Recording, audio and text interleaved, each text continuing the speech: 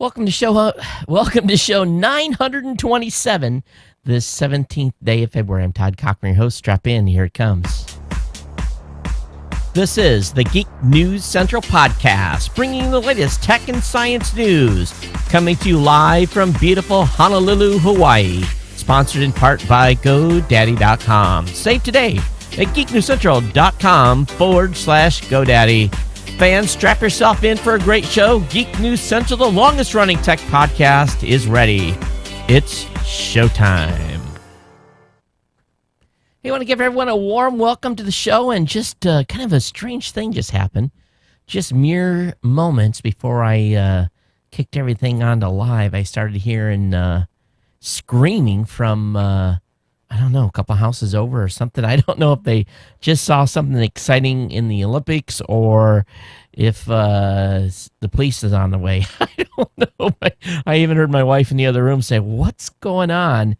They're watching something that my family isn't. But man, it was kind of a spook me out just a little bit, because we don't normally, pretty quiet neighborhood generally, except if I'm yelling at my kids or something. But hey, everyone, welcome to the show.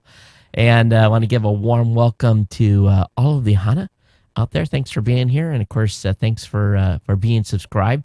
We want to make sure that you take some time and get over to geeknewscentral.com and check out the site. And we've got some more content up there for you over the weekend. We put a bunch of videos up. And, of course, we had the new media show this past Saturday as well. I'll talk about that here in a few minutes. But you can sign up for the newsletter. You can sign up for basically subscribe to the show. Piece of cake to do it right there at geeknewscentral.com. So make sure you do that. Of course, if you want to reach me, you can do so very easily on Twitter by reaching out at Geek News, or you can email me here at geeknews@gmail.com. That's the best place to send your email comments to. So, of course, you can watch the show as well on the Roku, Boxy, Google TV, Samsung Smart TV, via the Tech Podcast channel over there. So, how's everybody? You guys have a great weekend? Did everyone do okay on Valentine's Day? I hope you did. It was kind of a kickback thing. We one thing that we're lacking here in Hawaii is really good Mexican food. And I really have gotten spoiled over the years of being in Texas and then being in New Mexico, Albuquerque specifically, and be able to get this great Mexican food with green chilies and just you name it. So my wife and I, basically my son went off with his girlfriend to do what boyfriend girlfriends do, and into town to eat. And they did have a chaperone, so semi-chaperone.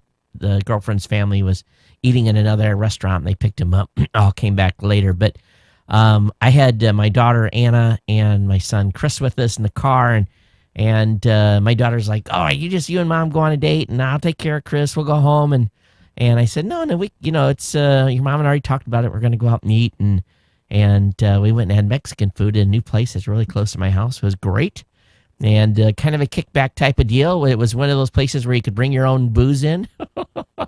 So we didn't drink wine. We drank beer. And my daughter drove us back to the house, so we had a designated driver with us.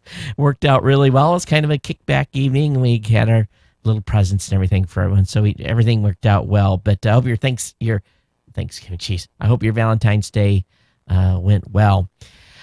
Hey, just before we get into the stack here, before I get into the stuff I want to chat with you about, before we get into the regular content, I do want to remind you that GoDaddy is our primary sponsor here at Geek News Central. And GoDaddy has been with this, boy oh boy, for a long, long time, and they continue to kick out great deals for you.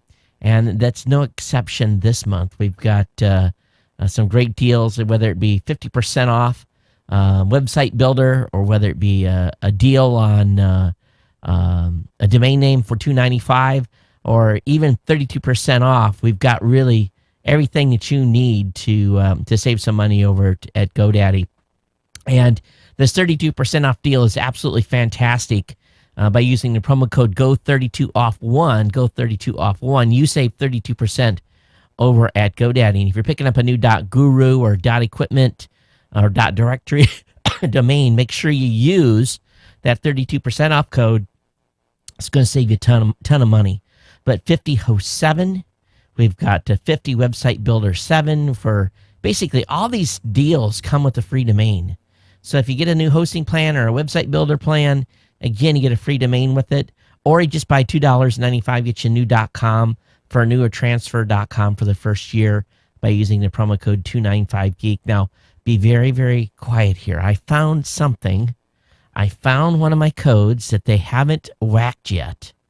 So if you're looking for a renewal code, use the code GO20OFF2. That's 20% off on a renewal. Now, I don't know how long this thing's going to last. I told you guys they were whacking all my renewal codes.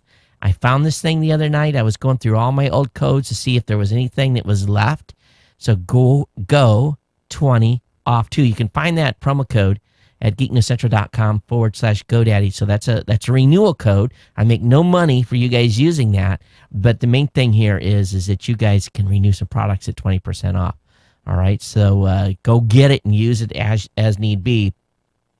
Again, lots of promo codes, just everything you can imagine there for you to use, even some expiring ones that may save you some money on some things.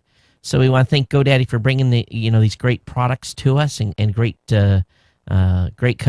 I lost out on a couple of domains. I tried to get podcast.equipment. That didn't, or what was it? A couple of domains that have popped.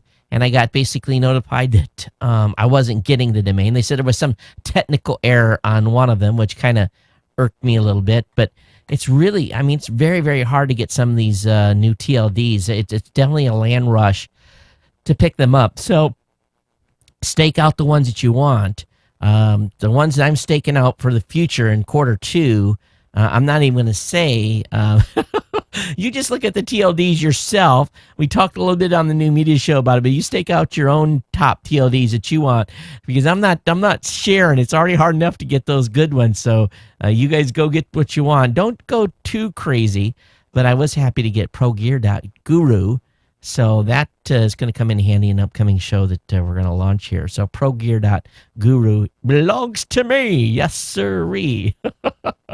And, you think about it, but that's a 6-digit domain, really. Or really, it's 10 after you add guru, but still, 6 is still pretty good with this new land rush.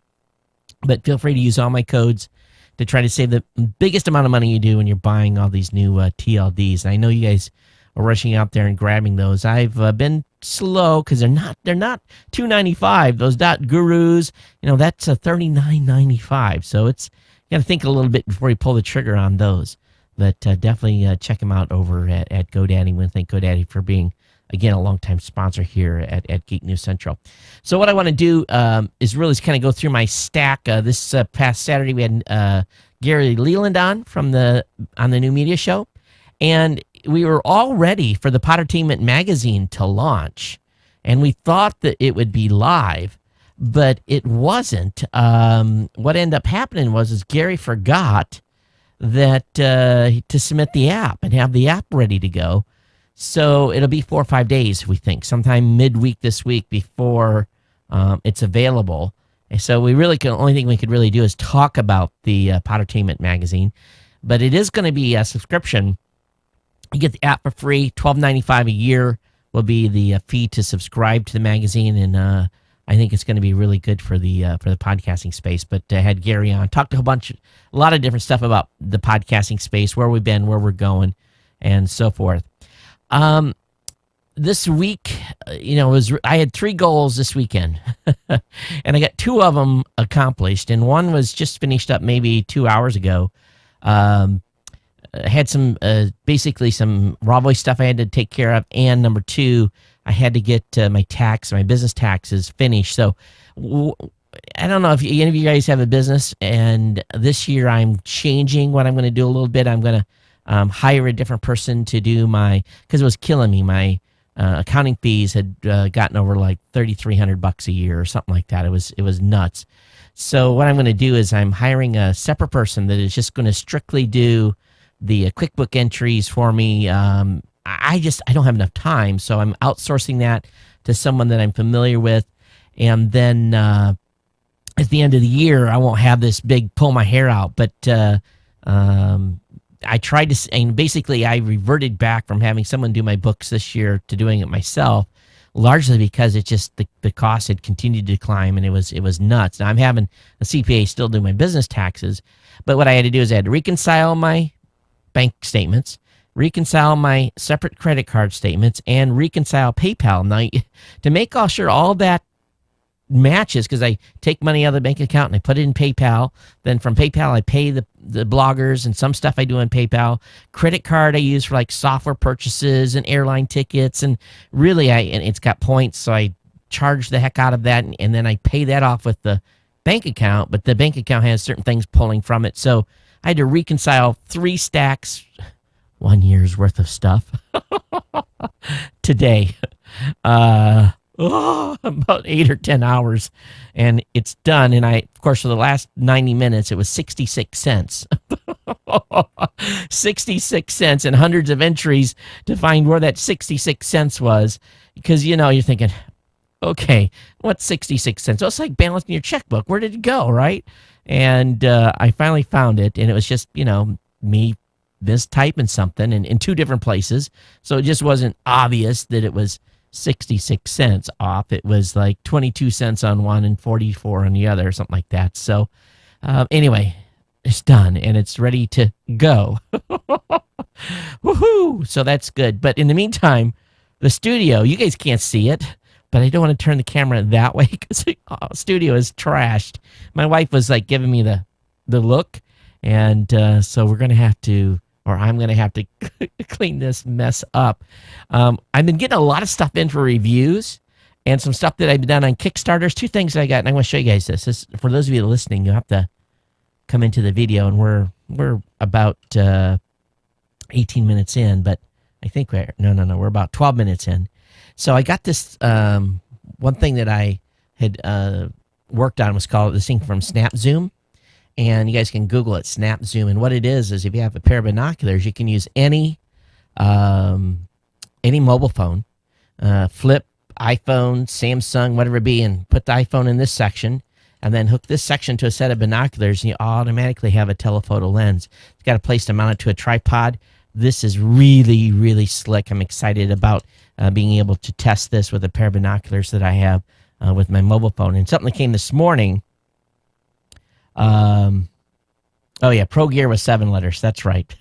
Spitballs. It wasn't 6. Yeah, someone's my upper level English here. And then this afternoon came in HibJib, and you can check this out at hibjib.com. And what this is for me to be able to essentially be able to take cameras that I have and very easily, basically navigate with them on a waist-mounted system. So it's something I was involved in called HibJib, and that came today as well, along with some other stuff to review, which I haven't gotten to yet. IQ5, a new microphone that goes on the bottom of an iPhone that's got this new the new Lightning connector. So I'm looking forward to testing. This is from Zoom, again, IQ5, and I got to get it out of the box and start the test so I can do the write-up here this week. But that's kind of what, is in the little pile over here of stuff. But that's what's going on. And now, one thing that's just been, and I guess maybe I'm becoming a cranky old man. I keep getting, some of the newer podcasters, and I won't talk too long on this, are, there's some people out there that are touting that they are, they have this magic plan for building a podcast and making money, and they make a lot of noise and have a lot of claims, and I did this and I did that, and I think that any podcaster out there that is so worried about the money is probably forgetting about their audience. And so I basically tell my advice to any podcasters listening is focus on your audience, build your show, and the income will come. It's not one before the, it kind of goes together. I was lucky, I was early on and we grew this show fast, but at the same time, if the craft isn't perfected and the audience isn't there, you're not going to make no money over the long run. So, focus on building an audience. The cash will come over time, and I won't go into that any deeper. Hey, we were watching the Olympics last night, and we've been catching it here and there. It's just like we haven't been watching the whole thing. I just haven't had time. But I did catch the interview with the skier from America that won a medal. The skier had his brother die previously, and I don't know the full backstory, but my family become incensed by, and it was down to, my youngest son really didn't have too much to say, but my other two older ones, this NBC reporter that interviewed this skier, she should never be allowed to interview anyone in sports again, or at least get some sensitivity training. I don't know if you saw the interview, but I was thoroughly disgusted with the prodding and the poking, and that individual obviously has not lost anyone close to them, but it was horrible. I mean, it was really horrible, and I stopped watching. We changed the channel at that point. It made me, it really pissed us all off. I mean, it down to, the four oldest folks in this house. The 10-year-old, he wasn't really getting the gist of it. But any reporter that makes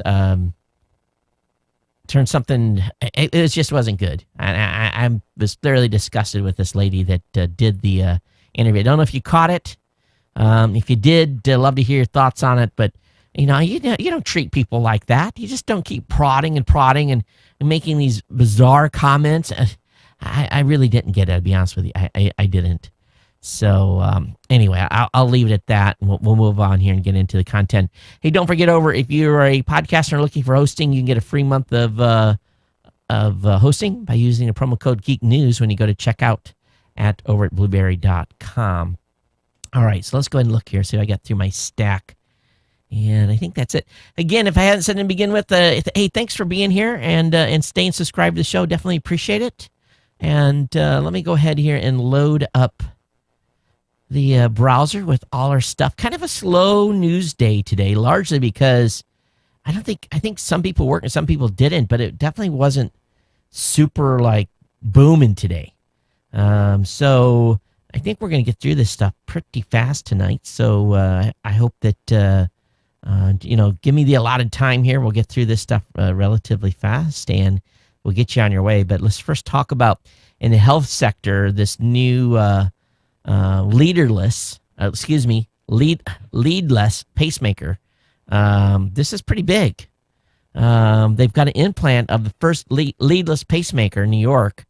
This basically was put in via a vein. It basically didn't have to open him up, go invasive.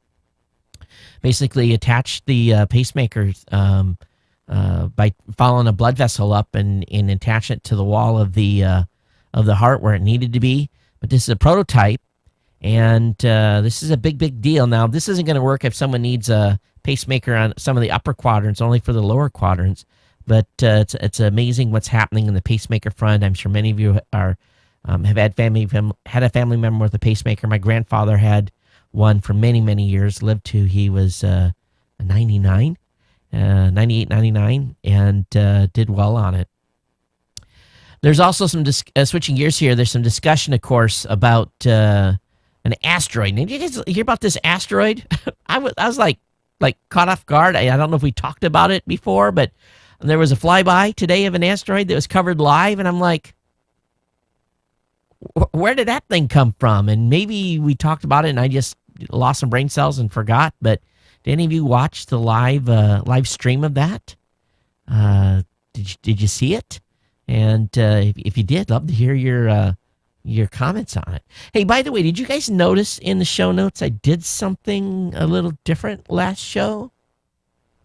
No complaints so far. No emails, basically dogging me out. So it must be okay. So as you guys are listening along tonight, try to determine what I've done with the show notes. And I think the strategy is going to work. Time will tell on this. So just if you noticed, give me some feedback, plus or minus. And if no one complains, which I was surprised that we didn't have a bunch of, hey, how come in the inbox. So you guys will notice it tonight too. If you watch closely at the show notes, you'll figure it out. Hey, Google is going to be taking over a San Francisco space for engineers who don't want to commute to Silicon Valley. They've taken over a 35,000 square foot building in the heart of a mission at 285 Alabama Street, according to Financial Times. And Google basically is going to be making workspaces there for some of their startups, and also a number of engineers that maybe don't want to go all the way into Silicon Valley. So looks like this could become a popular working space for the number of folks that are proved to be out there. So we'll definitely keep an eye on what Google's doing there, and trying to diversify their workforce a little bit and make people not have to spend an hour in traffic every day. I have not tried this app yet, and I think I'm going to have to. And we talked about a little bit about this on the show already. It's called Secret. And there was a great write-up on it in The Verge talking about this new app. And lately it's been a topic among a lot of Silicon Valley tech workers, VCs, and even media who cover them. And people are devouring their secret feeds. Now, this comes with some caution here. So I don't think this app at this time is probably one for the kids. But there's an unpredictable mix of different type of topics, I guess we better say. Industry gossip, Valentine's Day activities, unpredictable mix of different types of information and photos. So the interesting thing about this is this app's secrets have all been posted by your friends, though you'll never know which friend. Secret is anonymous. It's a feed of gossip created by contacts in your iPhone, but labeled only as being from a friend or a friend of a friend. Popular secrets from elsewhere around the world also surface, labeled only by their point of geographic origin. And it's basically a big masquerade ball. Your identity is not revealed. It's essentially Twitter without self-promotion. It's Google Plus private sharing done right, a curiosity type thing. So I'm definitely going to check this out. So if you guys are listening, go out and grab the Secret app. Make sure that you've got geeknews@gmail.com in your phone list. You can even put my telephone number in your phone. I don't know if that helps or not, but 808-741-4923. You guys can essentially... we can all share secrets together. And this is a great way, I think, to do rumors. So I'm going to have to play with this a little bit. It should be interesting. Now, I would just forewarn everyone. You probably better be careful, because if you say something in there that is completely outlandish, I'm sure the law of the land still applies, and they probably still can find who it came from. So, be careful what you're posting on this app, because as we have found many, many times before, what you say can come back to hurt you in a big, big way. But definitely, we're going to have to try this app out together and see how it works. Those of you that have been messing around in the Bitcoin space, Mt. Gox Bitcoin withdrawals will resume soon. Mt. Gox is issued an official statement saying it has found a workaround for its Bitcoin transaction issues, which will see Bitcoin withdrawals soon. This comes after the team worked over the weekend to begin implementation of a new transaction system. So be aware that you might be able to get your Bitcoins out of there if you are using that site. At the same time, the Syrian Electronic Army basically slurped over 1 million reader passwords from Forbes. And I've got my email from Kickstarter too. Kickstarter was hacked. They had said basically, hey, we got all your information from Kickstarter. So by this time, I'm just thinking to myself, it's just daily. Forbes, Kickstarter, Target, it's just company of the day. And I was thinking to myself, do I have an account over at Forbes? I don't think so. But, it's a good time to go through your entire password stack. I'm using a vault to use to save my passwords. It's probably a good time to, and if you haven't done it already, I had my cord drop here. If you haven't done it already, you should probably go through and do a audit on all your passwords and make sure that they're scrambled, that you're not using sequential stuff anymore, that you're letting them, basically the computer decide the password. We got to do this and go through, spend an evening going in and changing your passwords and all these sites that have, basically a standard or a modified password sequence. Having 4 or 5 combinations to come up with a single password probably is not safe anymore, because if you've done the same combination with the last group being maybe different or something like that, you're probably pretty susceptible. If someone is able to go through and actually decrypt those hashtags and say, okay, oh yeah, that guy uses that for that website, I bet I can break into his other website. So be careful out there, okay? And we know that MD5 is hopelessly weak. The attackers can combine the passwords of 1, 2, 3, 4, 5, 6 with a particular user's salt and quickly generate a hash to check it against the database entry. And if it matches, the password is revealed. If not, try again with another similar crappy password. So be careful. It took about an hour using one core of a vanilla laptop to crack close to 1/4 of the passwords, or 500 or so of Forbes employees in the database. So, if you're using simple passwords, you're done. They're going to own you in a big, big way. In a big, big way. So please be careful out there, okay? Those of you in California, you get your store during the wintertime, comes out of California, comes out of Silicon Valley. And when you're not getting any water, we could become a pretty big dust bowl there in the valley, especially talking about water restrictions this year. It could be bad. So we'll have to keep an eye on what's going on in California, because so much produce and so much, whether it be tomatoes, grapefruit,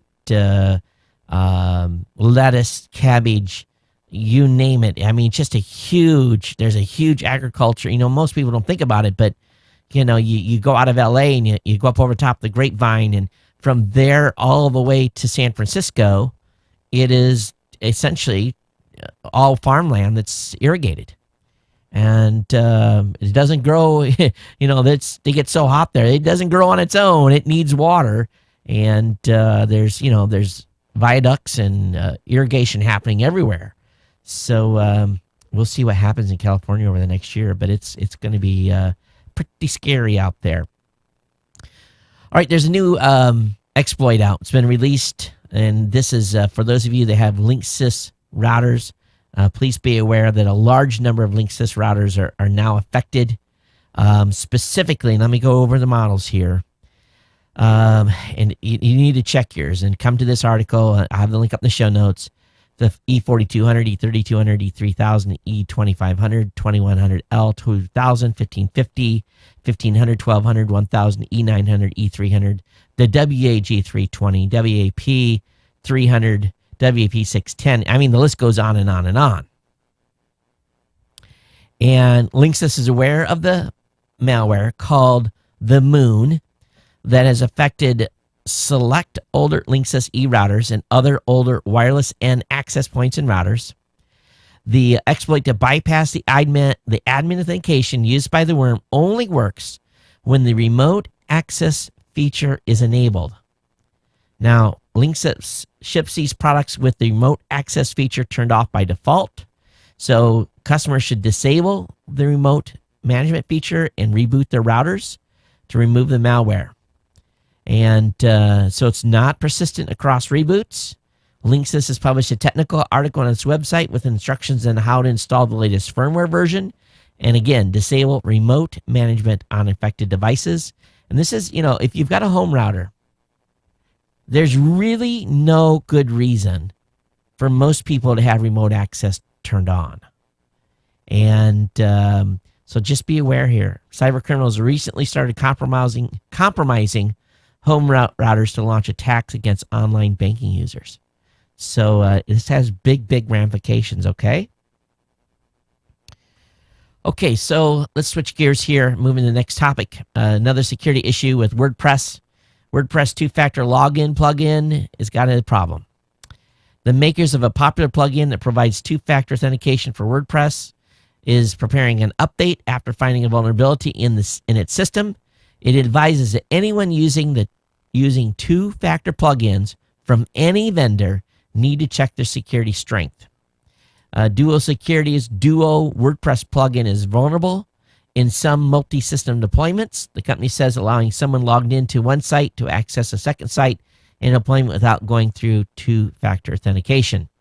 Again, the problem only exists for those administrators using multiple WordPress sites, but has implemented Duo WordPress individually on each site. However, Duo Security notes we've determined that authentication plugins from other two-factor vendors are similarly affected by this vulnerability and advises all two-factor users to see if they are vulnerable. And there's a customer advisory for Duo Security. So I know a lot of folks are using this, so just be aware if you're a WordPress user. One thing that's happened at the Olympics is, boy, I tell you, pictures are being taken like crazy. With digital being having the ability really to shoot what traditionally was a roll of film in about 3 seconds. We've got Getty and AP there, and Getty is like shooting with AP, and I always wondered how they were doing that. Well, Getty came in during construction, and they laid their own Ethernet down so that they would have a network there to be able to really get the stuff back quick, either via laptop, wireless access points, and a whole bunch of stuff. It's crazy. Probably the money that they spent, number one, but it just goes to show you there's a lot of cash to be made in still pictures, and they're talking about their pack out and the team that's there. They got lots of people on the ground. Same with AP. So they're definitely getting a huge number of images from the events. But this is what it's all about. But this is a great article talking about the infrastructure. That's what piqued my curiosity more than anything. I think it will yours as well. Again, I'll have the link up in the show notes on this. Over in New Mexico, officials are testing for possible radiation leak at New Mexico Military Nuclear Waste Site. Last Friday, elevated levels of radioactive particles were measured at an underground nuclear waste site near Carlsbad. With the Department of Energy officials stating on the incident, DOE emphasizes there's no danger to human health or the environment. WIP system of air monitors and protective filtration system continue to function as designed. The source of the airborne radiation is still being investigated. So this is the first real alarm since the plant opened in 1999.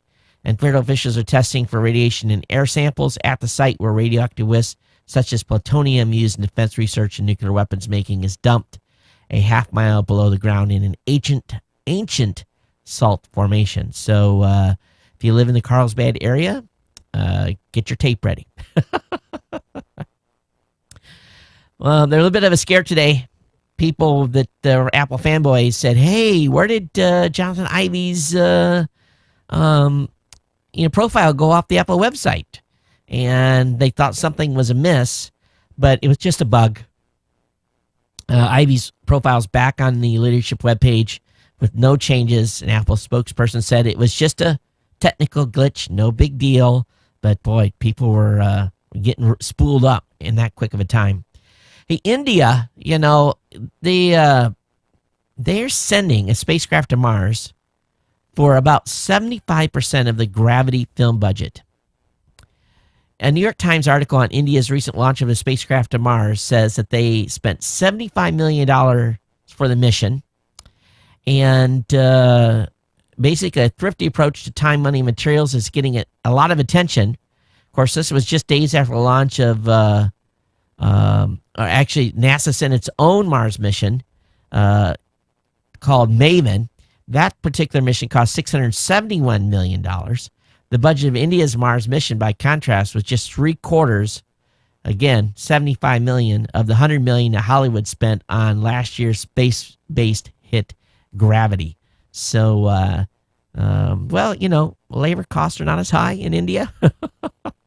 They outsource everything to smaller companies. We'll see what happens when the spacecraft gets to Mars, how it performs. All right, Allcast. You guys heard about this? Kushik Dutta has put together Allcast. He originally called it MyCast, and we actually had to send him an email basically saying, hey, that infringes on one of our trademarks. But he built this app called Allcast, and he's doing a lot with it.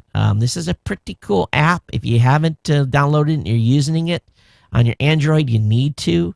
It works together with Chromecast.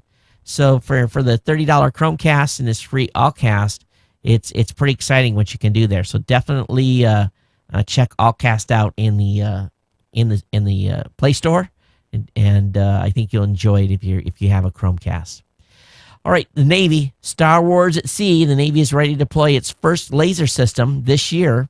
So this is pretty cool. And of course, railguns aren't far behind. And some of the Navy's futuristic weapons, of course, sound like something out of Star Wars, with lasers designed to shoot down aerial drones. It's ready to go. The Navy, according to Yahoo, the Navy plans to deploy its first laser on a ship later this year, and it intends to test an electromagnetic railgun prototype aboard a vessel within 2 years. So this is pretty cool. The solid-state laser weapon system is designed to target what the Navy describes as asymmetrical threats. Those include aerial drones, speedboats, and swarm boats, all potential threats to warships in the Persian Gulf, where it's going to go on the USS Ponce. So it's going to be cool. And of course, the railguns need a lot of juice. So the Navy's new destroyer, the Zumwalt, under construction at Bath Iron Works in Maine, is the only ship with enough electric power to run a railgun. The stealthy ship's gas turbine power generators can produce up to 78 megawatts of power. I was in a different model destroyer, but it's pretty interesting how power is generated on ships these days. It's just essentially a jet engine that is hooked to a reduction gearbox, is hooked to a generator. And it's, basically a jet engine on a stand. And the engineers are able to get access to it if they need it. And it's pretty cool how they actually do engine change if they need to do an engine change.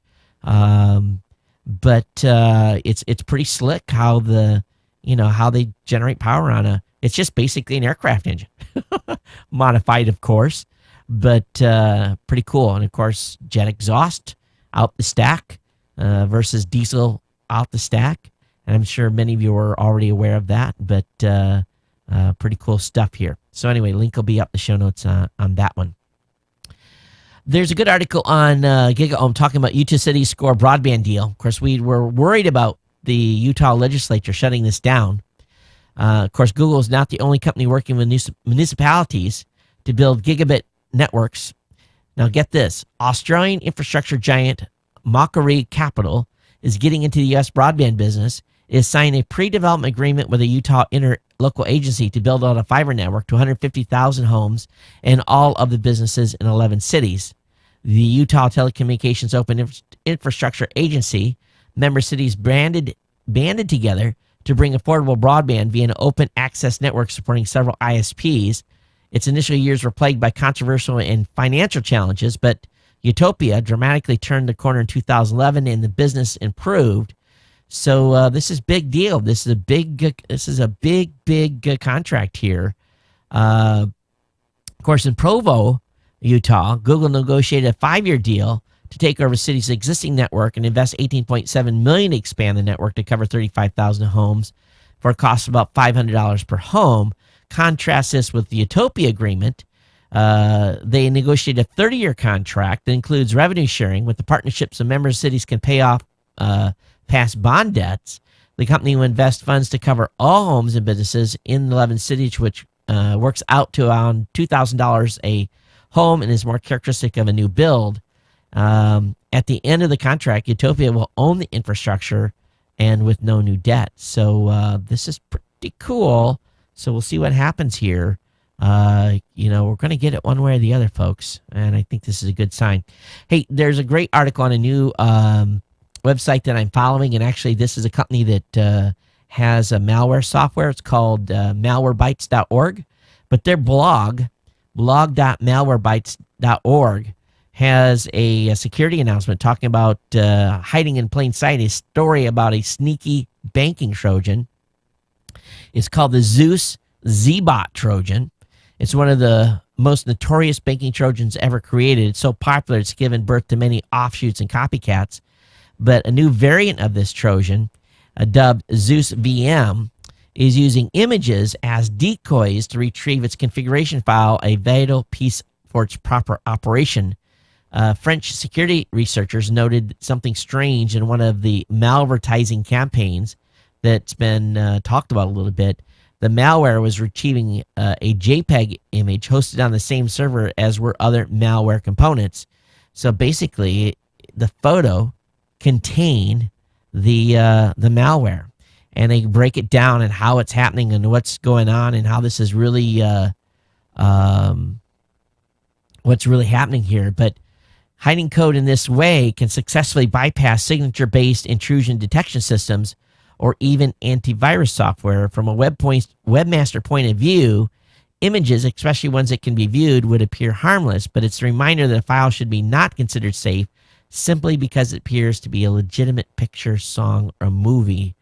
So they're just reapplying old tricks to modern technology, but this stuff is buried in their systems. And I've used Malwarebytes for a number of years on top of antivirus software, knock on wood here, and some other tactics as well. So I have that link up for you to check out. Good article in the New York Times talking about Google Plus and some of the things that have been going on with Google Plus and the strategy. I won't go too deep into that, but essentially it's kind of like the Trojan horse, because Google makes everyone that wants to comment on a YouTube video and a variety of different things sign up for a Google Plus account. It gives Google a lot of insight into things that we're doing. So how many of you have held up getting a Google Plus account because you're just worried that it ties it in just a little bit too tight with some of the things that Google's doing to monitor us? All right, one thing that's kind of interesting, there's this article over at makeuseof.com that I found pretty compelling. It's and let me just go over to google.com and let me bring this up on this page here. So let me go google.com.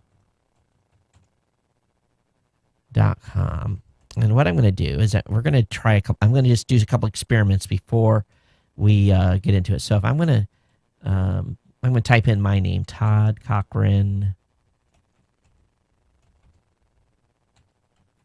And, looking at how it auto finishes, it basically shows my Google Plus profile and also talks about a math professor that's also shares my same name, and Todd Cochran, Geek News Central. So those were the three things that came up. So next thing I'm going to do is I'm going to type in my company's name, Raw Voice. And what comes up? Raw Voice Certified, it's just one thing that we have. And a profile for me, actually a profile for my mom, which is kind of weird. Let's see what happens when we type in Blueberry and see what we get for Blueberry PowerPress, Blueberry Stats, Blueberry Forum. So these are all pretty relevant search terms. But if I type in Apple, and what I'm doing is I'm testing the autocomplete. So Apple Store, Apple Stock, Apple Byte Range requests, that's something that I had searched for before. So also, they go into some details here on a test that was done. And let me come back to me here. And what they found was that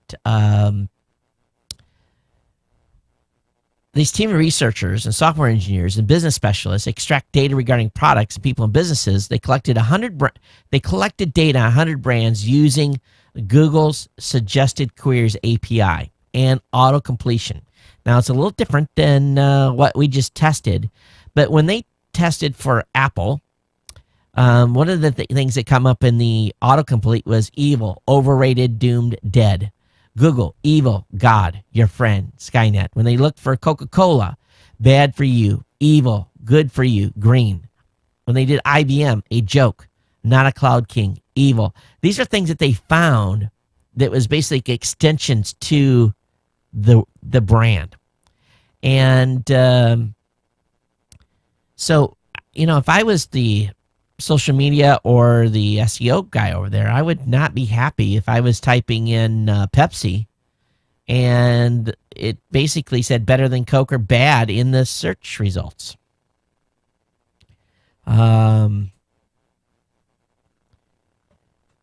For Volkswagen, the best, German, UPS, slow, terrible, hiring, Honda, better than Toyota, boring, BMW, the best. So, all kinds of interesting autocompletes.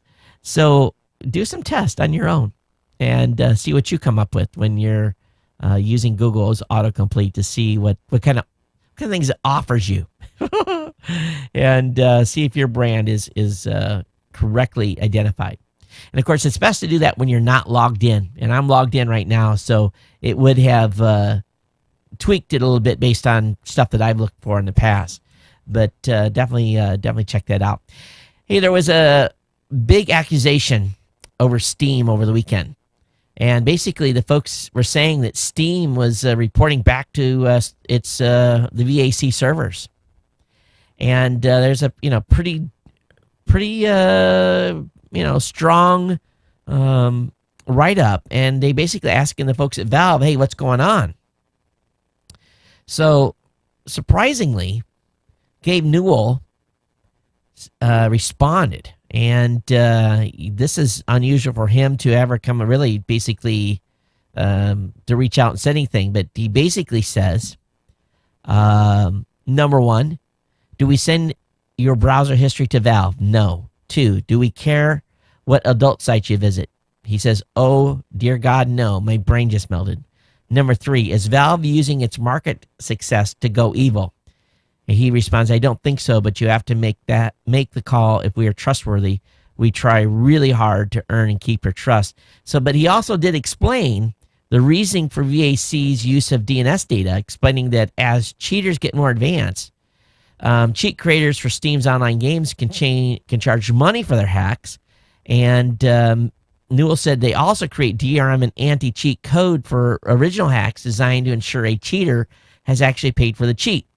He says those cheats phone home to an external DRM server that confirms the cheater is paid to use that cheat, a process that leaves a telltale trail in the user's DNS entries. If found by VAC, those details of the matching DNS entries would be sent to Valve's VA server. The detail would be checked one final time, and the client would be marked for a future ban. So basically, they are getting some data, but they're using it to find cheaters on Valve. So if you're running hacks, they are trying to detect them, and they're looking for the telltale signs of stuff that call home to mama, essentially. So be aware out there, and I don't know. See how the community responds to this. There's some rumors out here that Apple's writing tools to simplify mass iOS device deployment and management. So if your business, be aware of that.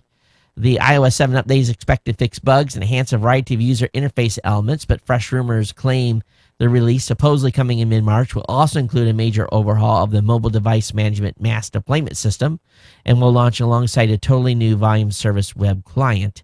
So that's all good for those that are in the business side of the things and doing deployments to phones in your business sector. So I have that up in the show notes for you to check out. Time Warner's cable's plan to include Netflix on its set-top box may be in jeopardy, and I think we kind of were expecting this.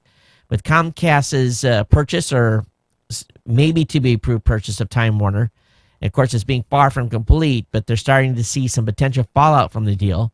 Netflix has been working with Time Warner to get its app installed on the cable provider's set-top box, but now Bloomberg is reporting that Comcast deal has put those efforts on hold. Comcast is expected to complete its purchase before Netflix and Time Warner Cable are able to complete an agreement, and Comcast isn't nearly as interested in adding Netflix to its boxes as Time Warner Cable appeared to be. So 2 steps forward, 1 step back. So we'll have to see if this comes into the discussions of the regulators as they consider the merger. All right, former second largest Linux distributor, Red Flag Software, shut down. Once the world's largest once the world's second largest Linux distributor, Red Flag Software shuttered reportedly due to mismanagement after owing employees months in unpaid wages. China's state-funded answer to global software giants like Microsoft filed for liquidation over the weekend and terminated all employee contracts. This was set up in 1999 amid the dot-com boom. Red Flag was touted as an alternative to Windows. It thrived in the early deals, inking deals with partners such as Oracle and Dell, which products were certified to support and shipped with Red Flag. Of course, the Beijing-based vendor was primarily funded by the Chinese Academy of Science Institute of Software Research, and later received funding from state-owned Shanghai New Margin Venture. But lack of brand awareness, sustained investments, coupled with the rise of rivals including Red Hat, and SUS Linux, has led to its downfall. Might also be an issue that they were Chinese. Hey, YouTube threatens to remove a scientist account over AIDS deniers' DMCA claims. YouTube is threatening to remove the account of a scientist who had made a series of videos debunking claims made in AIDS denialist movies. Basically, the scientist was saying, hey, these folks are wrong in what they're saying. And the denialists basically filed DMCA takedown notices against this guy's content. So it's caused a little bit of an ire. And basically, this guy's just trying to battle these folks from putting out bogus information or alleged bogus information. And so anyway, we'll see where this leads. But he says here again, the DMCA being abused by a group that doesn't like to hear what other people have to say. There's been a lot of people coming out saying no to Comcast acquisition of Time Warner. Krugman, in his column Barons of Broadband, a New York Times columnist, says Comcast perfectly fits the old notion of monopolist as robber baron, so called by analogy with medieval warlords who perched in their castles overlooking the Rhine, extracting tolls from all who passed. The Time Warner deal would, in effect, let Comcast strengthen its fortification, which has to be a bad idea.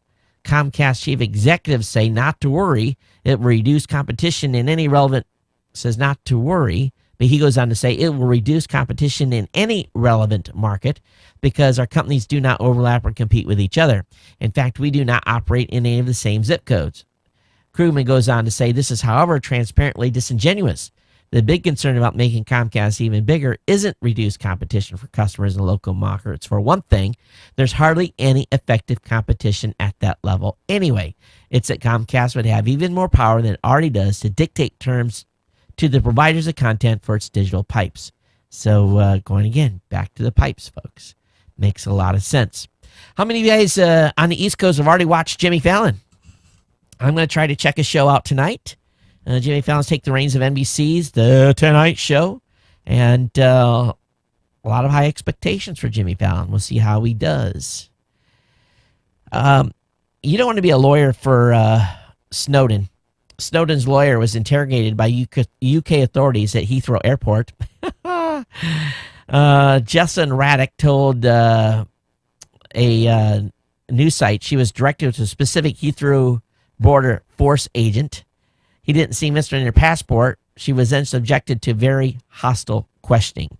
And he asked her a lot of questions that made her think that they had a lot of information on her. They knew a lot more than they were letting on. And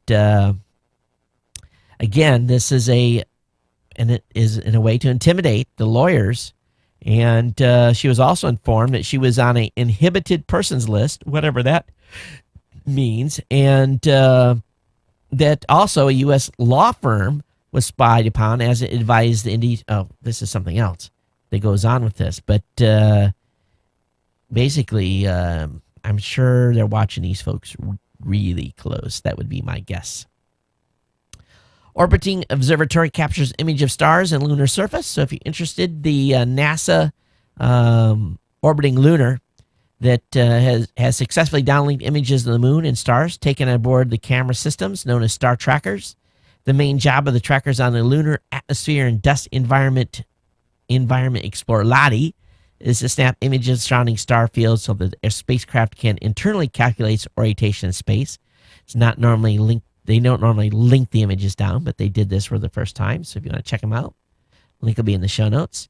CBS is admitting that a Arrow Supreme Court win would not hurt CBS and might make things better for everybody. CBS is a little bit worried about Arrow. You want to see what Google Chairman Eric Schmidt's new house looks like? I have the link up in the show notes. If you want to see what, let me bring this up. I like beautiful homes, just like the next person. But I look at some of these houses, and they are just so beyond over the top. Okay, so those of you that are watching, the outside of this house looks really nice. It really, really does. And they got a nice patio, not really my taste too much. But then inside of the house, I see this house, and it's obviously like one of the living rooms, because I'm sure they have multiple. But it reminds me of like my grandparents' home. It's just old, not inviting. I don't know. I looked at the design on this, and I just like want to throw up in my mouth. To me, it's just like, who would want to go entertain people here? Now, looks like the entry area looks pretty nice, and the pool area looks good. But if the whole house designed like this living room, please hire an interior designer that can like not have that 70s look. And I'm sure all that furniture was very expensive, but it just looks so stuffy. If I had this guy's money, I'd have a hip place to live. This really. He didn't buy this house for his some aunt or uncle or something, or a parent. I'm sorry. It just kind of blows me away. It really, really, really does. But each his own. All right, here. So, last couple articles for you. Told you we were going to get you out of here pretty quick. GoPro's IPO is right around the corner. Did you guys know that it's GoPro's selling close to $500 million worth of product a year? Isn't that incredible? And wow. But its IPO is coming, so we'll see how they do here. I don't know the date, but wow, huge. Of course, GoPro is pretty crazy, some of the stuff that they've been able to do with those cameras. But, that's it. That's all I'm going to cover that last one. That last article is kind of dumb. Bore you guys any further than I already have. So anyway, again, kind of a tight show night for news. So going to get you guys out of here early. And let me double check and see what we got for email that came in. And let me look here. Got a couple. Oh, you guys are going to love this. You really, really are. Okay. Got an email from Joan. And he said, I thought you'd be interested in an article on Enterprise Ireland websites. And it's keysshare.com. Don't know. I haven't checked this website, so I'm going to check it before I put it in the show notes for you. Got an email from Alan. And Alan, now that you're a listener of the show, just a disclaimer, I'm an equal opportunity basher when it comes to the RIAA and some of the things that have been happening in that space. Alan works, and we haven't really bashed BMI too much, but Alan's a listener of the show. He says, hey, Todd, this is the first time I ever listened to your podcast. I have quite enjoyed it. Just want to say I'm with Hal, the email you read in your podcast on this one. I have many friends that use Comcast, and almost every one of them has a frustrating story to tell about their personal experiences with the evil empire. I feel that Comcast is a monopoly of sorts that certainly does not need any more powers. I hope the FCC shuts down the deal. In the meantime, Google Fiber, I'm looking at you. I can only imagine the horror stories of Comcast empire creases as they push aside consumers in their disorganization and excruciatingly painful customer service. I think if you had Comcast in Hawaii, would be sailing the ship with me and Hal. Maybe I would. I don't know. You gotta understand though. The only time we've gotten increases in services here when there's been competition in Hawaii, and we finally now have competition for the first time. So, Alan, help me figure out how we can get podcasters to be able to legally pay copyrighted material on our shows. You put me in touch with someone at BMI that can help us on that. And thanks for being a new listener to the show. I appreciate it. Got an email here from JP. He says, "Hey, Todd, I'm not sure if you've seen this one. It's pretty good. And there's some backlash that's slapping Microsoft on help a friend dump XP plea. I'll have that linked up in the show notes. So thanks for that." And I think that's it. I just think there was 3 emails to the show, so not too much. But again, if you guys have comments, geeknews@gmail.com is the place to send your email. You can always tweet me at Geek News as well. Become an insider. 6.7 cents a day or $2 a month really goes a long way in helping support the show. I was actually pretty surprised on the grand total of the number of donations to the show last year. So thank you for that. Keep it coming. If we could do about 7 times, maybe 8 times the total donations to the show this year that we did last year, we could really make an impact on really getting me some help here and lowering maybe the advertising volume in the show. So consider becoming an insider. And if you're an insider, thanks for supporting the show. I definitely appreciate your continued support. I know we got a number of people at the $25 and $10 level, a number at $5, and a lot of folks at $2. Thank you so much. geeknewscenter.com/insider. And again, I appreciate your continued support of the show. All right, let's go ahead and wrap things, and we'll get out of here. Again, everyone take care. We'll see you on Thursday. It's going to be a great week, and I think I'm finally getting my nose below the water or above the water line and trying to get caught up here. So everyone take care. We'll see you next time. Aloha.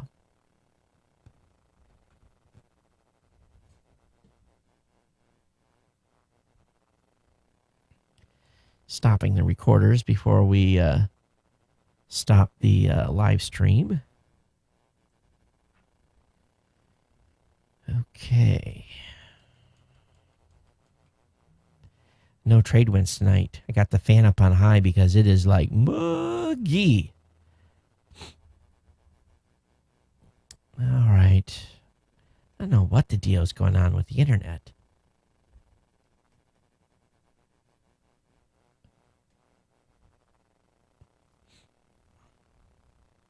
All right. Those of you on YouTube, see you later.